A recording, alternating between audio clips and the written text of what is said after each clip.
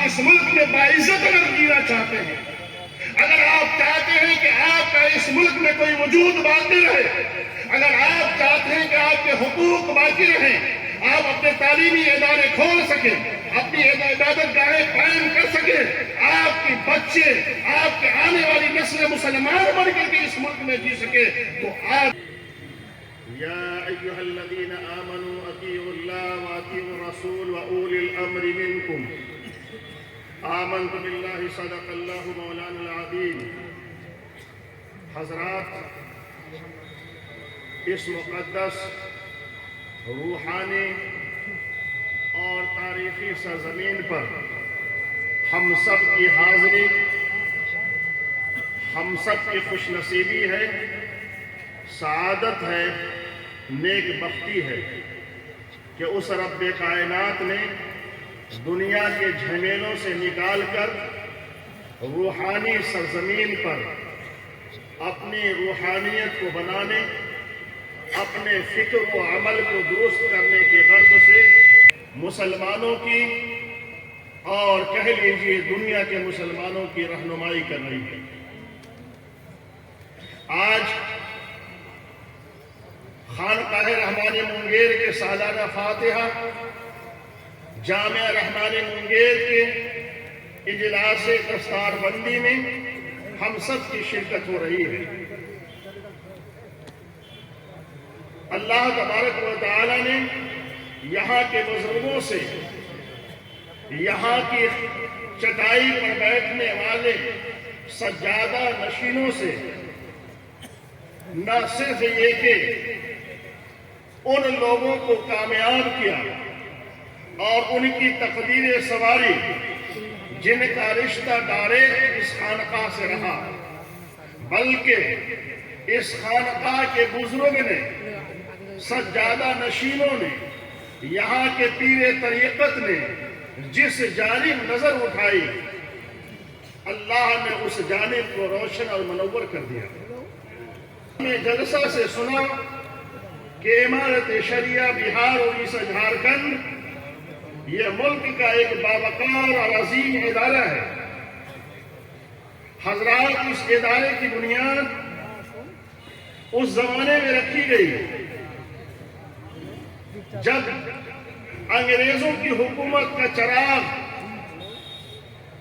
اب بجھنے والا تھا۔ انگریزوں کے ظلم کا خاتمہ ہزاروں لاکھوں مجاہدین وطن کی قربانیوں کے نتیجے میں ہونے والا تھا۔ اب قریب آ چکا تھا کہ یہ ملک آزاد ہوگا، انگریزوں کی غلامی سے چھٹکارا ملے گا۔ لیکن جب یہ ملک آزادی کے قریب جا رہا تھا، ملک آزاد ہوگا اور آزاد ملک کا نقشہ کیا ہوگا، اس آزاد ملک میں مسلمانوں کی کیا حیثیت ہوگی، مسلمان کس طرح اپنی ملت کو، اپنے مذہب کو اس ملک میں باقی رکھ سکیں گے، اس کی فکر بہت کم لوگوں کی تھی۔ اس زمانے میں ملک کی آزادی سے 25 سال لگ بھگ پہلے کچھ سوچنے والے لوگوں کو اللہ نے پیدا فرمایا کہ ملک تو آزاد ہوگا، لیکن ان کو یقین تھا، نور بصیرت سے انہوں نے دیکھ لیا تھا،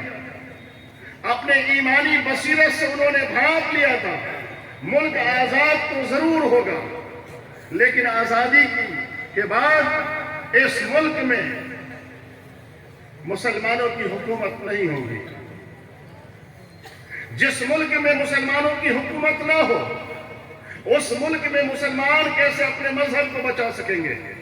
اور ایک مسلمان ہونے کی حیثیت سے اپنے آپ کو کیسے زندہ رکھ سکیں گے؟ اس کی وہ فکر کر رہے تھے، وہ کرا رہے تھے۔ وہ بزرگ تھے، وہ لوگ تھے جو آنے والے ہزاروں سال آگے کو دیکھ رہے تھے۔ اللہ نے انہیں وہ ایمانی بصیرت اور نور اور فراست دیا تھا کہ جیسے ہم قریب کو نہیں دیکھ پاتے وہ دور کو دیکھتے تھے۔ ہم جن چیزوں کو آنکھیں کھول کر نہیں دیکھ پاتے وہ آنکھوں کو بند کر کے دیکھتے تھے۔ ان بزرگوں نے دیکھا کہ ملک کی آزادی کے بعد اس ملک میں کیسے مسلمان رہے اپنے مذہب کے ساتھ، چند لوگ کھڑے ہوئے اس ملک میں اور اس کی فکر کی کہ عمارت شریعہ اس ملک میں قائم ہو۔ ملک کی آزادی کے بعد بھی عمارت شریعہ مسلمانوں کو ایک امیر کے ماتحت لے کر کے اس راہ پر چلے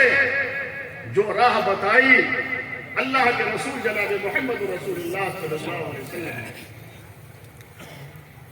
چنانچہ سن 1921 میں ایک ایسا مرد مجاہد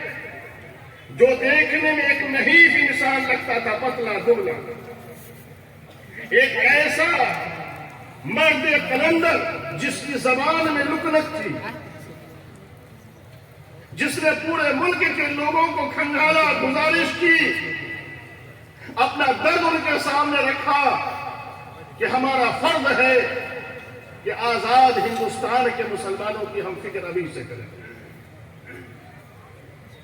انہوں نے سن 1921 میں پٹنہ کی پتھر کی مسجد کے محلے میں حضرت مولانا ابوالکلام آزاد رحمت اللہ علیہ کی صدارت میں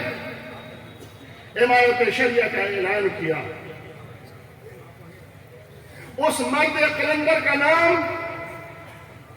حضرت مولانا ابوالمحاسن محمد سجاد رحمت اللہ علیہ۔ آپ نے ایک تاریخ سن لی کہ حضرت مولانا ابوالمحاسن محمد سجاد رحمت اللہ علیہ نے عمارت شریعہ کی بنیاد رکھی، لیکن میرے بھائیوں، حضرت ابوالمحاسن محمد سجاد رحمت اللہ علیہ نے یہ ہمت، یہ جرأت اور جو سوچا تھا اسے نافذ کیسے کیا؟ جب ہم اس تاریخ کا مطالعہ کرتے ہیں، عمارت شریعہ کے قیام کے منظر اور پس منظر کی طرف جاتے ہیں، تو یہ بات کھل کر کے سامنے آتی ہے کہ عمارت شریعہ کے نام پر ملک کے بڑے بڑے علماء ہمت نہیں جٹا پا رہے تھے۔ وہ یہ کہہ رہے تھے کہ اس ملک میں جب ملک آزاد ہوگا تو عمارت شریعہ کیسے چلے گی؟ حضرت ابوالمحاسن محمد سجاد رحمت اللہ علیہ کے ساتھ دینے والے بڑے علماء میں کم لوگ تھے، لیکن اسی خانقاہ رحمانی منگیر کے بزرگ قطب الاقطاب حضرت مولانا محمد علی منگیری رحمت اللہ علیہ نے انہیں حوصلہ دیا۔ حضرت مولانا محمد علی منگیری رحمت اللہ علیہ نے انہیں کہا کہ آپ کی فکر اچھی ہے، آپ آگے بڑھیے اور مشورے دیے، رہنما خطوط ان کو بتائے، ان کو طریقے بتائے کہ یہ راستے ہیں جس راستے پر چل کر کے اس سرزمین پر، اس ملک میں عمارت شریعہ کا قیام ہو سکتا ہے۔ چنانچہ حضرت مولانا ابوالمحاسن محمد سجاد رحمت اللہ علیہ نے اس وقت کی دو خانقاہوں کا خاص طور سے سہارا لیا۔ ایک خانقاہ وہ ہے جہاں آج ہم موجود ہیں، خانقاہ رحمانی منگیر، اور دوسری بڑی خانقاہ اس ملک کی پلواری شریف میں آباد تھی اور آج ہے خانقاہ مجیبیہ پلواری شریف۔ ان دونوں بزرگوں کی حمایت سے عمارت شریعہ کے قیام کا انہوں نے ایک روشن اعلان کیا، بڑا اعلان کیا۔ امیر شریعت کی بات آئی، عمارت شریعہ کا نظام ایک امیر کے ماتحت ہوگا۔ اس وقت بہار متحدہ بہار تھا، جو اب بڑھ کر کے اڑیسہ بھی ہوا، جھارکھنڈ بھی ہوا، بنگال کے کچھ حصے بھی ہوئے۔ اس وقت 100 سال پہلے ایک بڑا بہار تھا۔ اتنے مسلمانوں کا ایک امیر ہو، وہ جو کہیں سارے مسلمان ان کی اطاعت کریں، وہ کون شخص، کون ایسا چہرہ جس چہرے پر اتنا لاکھوں کروڑوں مسلمان جمع ہو جائے اور اتفاق کر لے؟ لوگوں کی توجہ اس وقت اسی خانقاہ کے سجادہ، اسی خانقاہ کے پیر طریقت قطب الاقطاب حضرت مولانا محمد علی مونگیری رحمت اللہ علیہ کی طرف گئی، لیکن حضرت نے اپنے عمر کی درازی کی وجہ سے، اپنے عمر کے طول ہونے کی وجہ سے، اپنی ضعیفی کی وجہ سے خانقاہ مجیبیہ کے پیر طریقت بدر الکاملین حضرت مولانا بدر الدین صاحب علیہ رحمہ کو کہا کہ آپ امارت شریعہ کی امارت کی ذمہ داری قبول فرما لیں، آپ امیر ہوں۔ وہ کہنے لگے کہ حضرت نہیں، مجھ سے نہیں ہوگا، آپ ہم سب کے بڑے ہیں۔ آپ غور سے سنیے گا کیسے وہ ہمارے بزرگ تھے۔ خانقاہ مجیبیہ کے پیر صاحب نے کہا کہ حضرت آپ ہم سب کے بڑے ہیں، آپ امارت شریعت کے امیر شریعت کے عہدے کو قبول فرما لیں، یہ ہم سب کی سعادت ہوگی۔ لیکن قطب الاقطاب حضرت مولانا محمد علی مونگیری رحمت اللہ علیہ فرما رہے تھے کہ آپ بنے امیر، وہ کہہ رہے تھے کہ حضرت آپ بڑے ہیں۔ اس خانقاہ کے پیر طریقت حضرت مونگیری رحمت اللہ علیہ نے فرمایا کہ اچھا آپ ہم کو بڑا مان رہے ہیں نا؟ کہا جی حضرت آپ بڑے ہیں، ہم سب کے بڑے ہیں۔ کہا کہ بڑا ہونے کی حیثیت سے میں حکم چنانچہ مجبور ہو کر کے خانقاہ مجیبیہ کے پیر طریقت بدر الکاملین حضرت مولانا بدر الدین صاحب مجیبی رحمت اللہ علیہ نے امارت شریعہ کے پہلے امیر ہونے کا عہدہ قبول فرمایا۔ امارت شریعہ بن گئی، امیر شریعت کا اعلان ہو گیا۔ اب اس کی جڑوں کو مضبوط کرنے میں بھی اس خانقاہ نے جو رول ادا کیا ہے اس کو دنیا بھلا نہیں سکتی ہے۔ امارت شریعت کی جب تک تاریخ ہے، امارت شریعت کی جب تک تاریخ بیان اور ان کی خدمات کو بیان کیا جاتا رہے گا، خانقاہ رحمانی مونگیر کی خدمات اور ان کے بزرگوں کی خدمات کو بھی ساتھ میں بیان کیا جائے گا۔ جب امارت شریعہ کا اعلان ہو گیا، ایک امیر شریعت کا اعلان ہو گیا، تو اب وہ امیر کی بات مانے لوگ کیسے؟ اتنا بڑا بہار جو بنگال کا حصہ ہے، اڑیسہ اور جھارکھنڈ کا حصہ ہے، بہار ہے، اتنے بڑے حصے کے مسلمان کیسے مانیں گے ان کی بات؟ اسی خانقاہ رحمانی کے پیر طریقت نے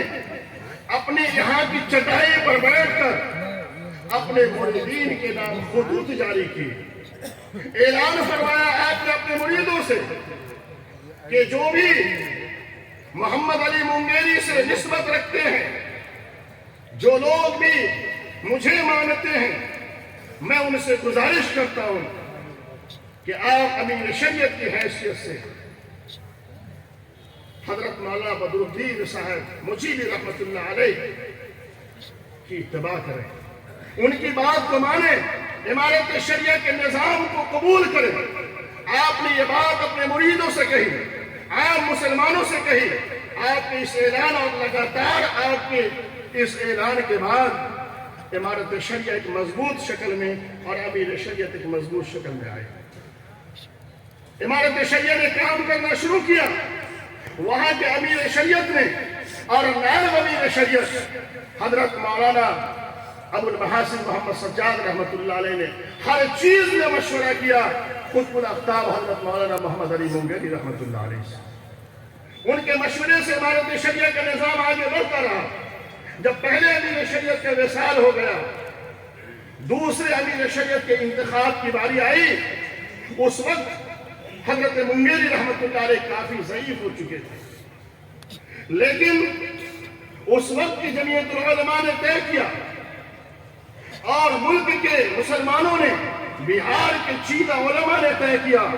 کہ دوسرے امیر کے انتخاب کا جو اجلاس ہوگا اس کی صدارت فرمائیں گے قطب الاقطاب حضرت مولانا محمد علی مونگیری رحمت اللہ علیہ۔ حضرت نے صدارت کو قبول فرمایا، پورے مسلمان متحد ہو گئے، متفق ہو گئے کہ جس اجلاس کی صدارت قطب الاقطاب فرمائیں گے اس اجلاس کے سارے نظام کو ہمیں قبول کرنا چاہیے۔ اجلاس کا وقت آ گیا، لیکن حضرت کافی بیمار تھے، حضرت مونگیری رحمت اللہ علیہ نہیں تشریف لے جا سکے، لیکن آپ نے اپنے پیغام اور اپنے خط کے ساتھ اپنے صاحبزادہ